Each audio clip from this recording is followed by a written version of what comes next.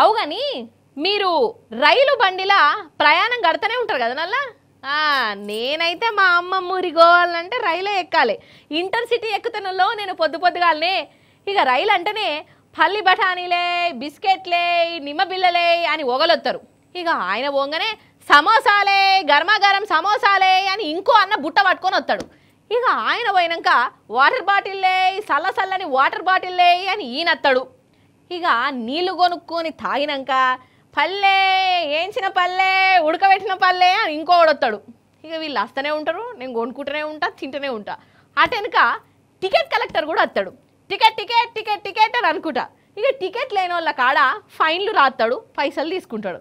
మరి పైసలు లేని వాళ్ళు ఏం చేయాలి? ఆగో గా ఇకమత్ కూడా పెట్టిరోళ్ళు రైల్వే వాళ్ళు. చూడుండ్రి మరి ఏందో అది. ఇగో ఇదే గా ఇకమతు ఏటీఎం.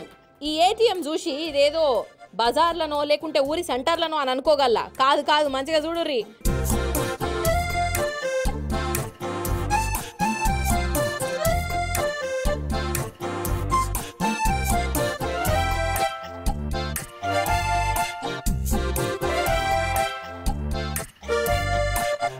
చూసిరా, కనబడ్డదా? రైలు బండ్ల ఏటీఎం పెట్టిర్రుల్లో మన రైల్వే వాళ్ళు. అసలు ఏమన్నా తెలివా, ఏమన్నా ముందు చూపా. అసలు అయితే ఈ కాలంలో ఎవరి జేబుల పైసలు ఉంటలేవు కదనొల్లా. అంటే ఫోన్లలో ఉంచుకుంటున్నారు అనుకోర్రి.